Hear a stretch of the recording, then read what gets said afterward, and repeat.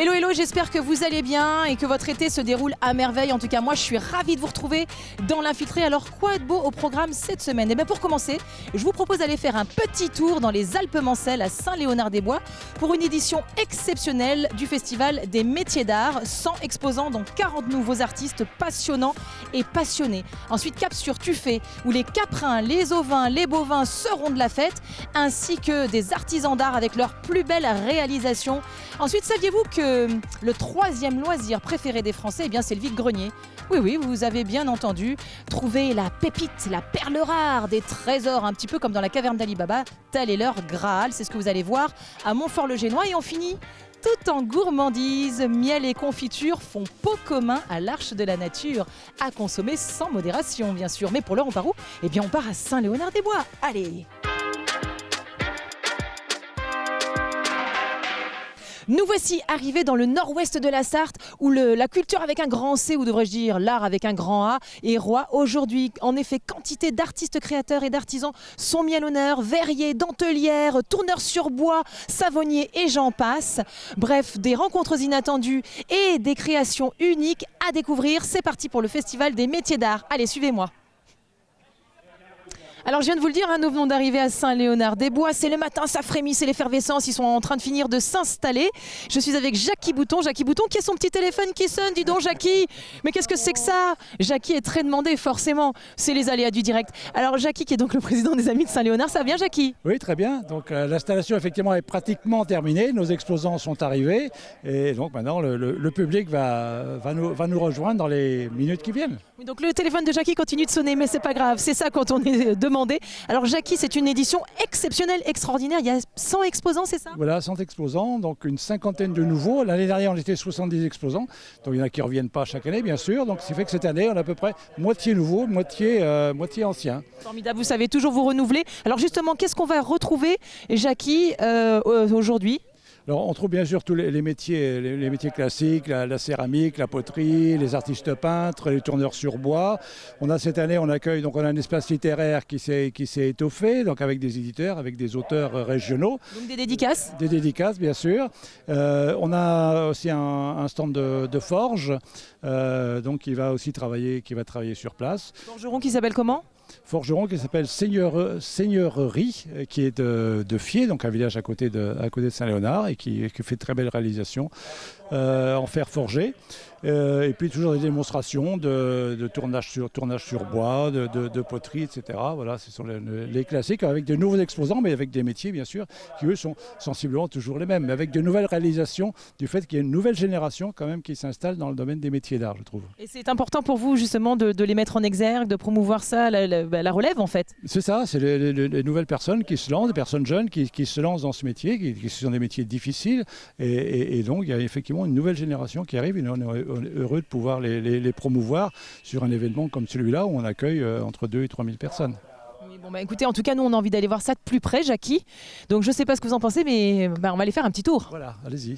Super, formidable, c'est parti. Bonjour, quel est votre petit nom? Morissette. Alors, bonjour Morissette, je vois que vous travaillez les fibres, etc. Mais je pense qu'il y a une histoire autour de tout ça. Donc je suis en train de travailler une poupée de chanvre que j'ai récupérée dans le Saunois chez Émile Gélan, qui a stocké tout le chanvre qu'il a produit. Et le cultivateur, il va jusqu'à ce travail-là, que je peux tisser, mais pas pour des vêtements, parce qu'il faudrait encore qu'il soit cardé et retravaillé. Donc là, je le file parce que moi, je fais du rustique, de la laine. Donc ça, c'est du chanvre du Saunois qu'il a récolté il y a 30-40 ans. Il n'a pas voulu le vendre parce qu'à la dernière période où on pouvait vendre la production, il fallait qu'il le donne. Le prix était tellement faible. Donc il a gardé tout son stock. Qu'est-ce qui vous plaît dans le fait de travailler cette matière-là en particulier? Parce que je suis en train de remonter le temps jusqu'à la préhistoire, pour savoir à quel moment les hommes préhistoriques ont pris conscience du pouvoir des plantes. Tout de suite, parce qu'au départ, ils cueillaient, donc ils mangeaient. Et ils ont mis des millions d'années à connaître le milieu environnant. et qui a changé parce qu'ils sont passés de l'Afrique à l'Eurasie. Et chez nous en Sarthe, on trouve facilement du chanvre. Oui, c'était un lieu. Alors il y a 3 lieux dans la région. Mortagne, qui fournissait des toiles, les Mortagnes, qui a été expédié à Rouen et qui allait rejoindre le transport des nègres. Voilà. Et dans les cales, il y avait les nègres, mais il y avait aussi les toiles de chanvre fabriquées à Mortagne. Voilà. Et il existe un petit livre qui s'appelle « Une histoire oubliée », le chanvre à Mortagne. Qui traite de ce propos-là. Ce propos-là. Voilà. C'est Du saunois. Le saunois autour de Mamers, et il y en a eu aussi beaucoup autour de la Ferté-Bernard, qui ont été dans l'histoire, après la Révolution de 89, utilisés différemment. Et ça se travaille facilement ? Ben écoutez, là, il est brut, il a au moins 40 ans, donc il est sec. Et oui, voilà, j'ai fait une petite pelote. Mais moi, je travaille le rustique, vous voyez, mais ça, c'est de la laine. C'est décoratif. Oui, voilà, c'est ça. C'est ça. C'est du chanvre qui se tresse, qui se tisse. Qui se tisse. Il se tisse facilement, mais là, c'est vraiment du très rustique. Hein. Je ne pourrais pas en faire des vêtements. On aime ça, Morissette. Merci beaucoup pour toutes ces informations, en tous les cas. Merci 1000 fois. On va continuer notre petit tour. Merci. Bonjour, quel est votre petit nom ? Bonjour, Monique. Ça va bien, Monique ? Ça va très bien. Alors, Monique, qu'est-ce que vous êtes en train de faire ? Expliquez-moi. Un apron en dentelle au fuseau. Alors, mais quelle est cette technique ? On se sert de 4 fuseaux ensemble et on croise, on tourne pour assembler les points. Et c'est une technique qui s'acquiert rapidement ou il faut beaucoup de temps ? Non, parce que vous voyez, on a une jeune là qui fait de la dentelle aussi, donc qui vient d'apprendre il n'y a pas longtemps. Du coup, vous, ça fait longtemps que vous faites ça ? Ah oui, 15 ans. Et donc vous êtes content de voir la relève qui est là ? Oui, très. Vous êtes dans la transmission ? Oui, c'est pour ça qu'on vient en expo pour montrer le savoir-faire. Et donner éventuellement susciter des vocations aux personnes. Alors, je vais aller voir cette petite jeune fille justement. Bonjour, comment qu'on s'appelle ? Lily, Vous avez quel âge, Élie ? 13 ans, Et vous avez découvert... Oh, dis donc, vous êtes grande. Et vous avez découvert ça comment ? grâce à ma mamie. Elle s'appelle... Ah, mais c'est mamie, Bonjour, mamie, comment qu'on s'appelle, mamie ? Mamie, elle s'appelle Marie. Enchantée, Marie. Alors, on a transmis ça à sa petite fille, mais c'est merveilleux. Oui, c'est ma deuxième petite fille et je suis contente de transmettre cette passion. Franchement. Et alors, donc, elle fait quoi, là, exactement ? Là, elle fait un petit collier avec des perles là, au fuseau. Donc, il sera fini à la fin de la journée ou ça prend plus de temps que ça ? Ah, ça prend un petit peu plus de temps, surtout qu'il y a des perles quand même, donc il faut le temps. Oui, c'est minutieux comme travail. Très minutieux quand même, oui. Donc, ça se maîtrise au bout... Vous faites quoi, vous, par exemple ? Moi, je fais un bougeoir. Après, je vais mettre dans un bougeoir en verre. Voilà. Mais bon, j'utilise des fils de couleur pour justement, comment je vais dire, voir qu'on peut faire avec le moderne, plus moderne que le classique. D'accord. Alors, je vois qu'il y a un homme parmi vous. On n'est pas sectaire dans la dentelle. Je vais aller le voir, tiens. Comment vous vous appelez, vous ? Pierre. Ça va bien, Jean-Pierre ? Oui, et vous? Ah bah moi, ça va, je pète le feu.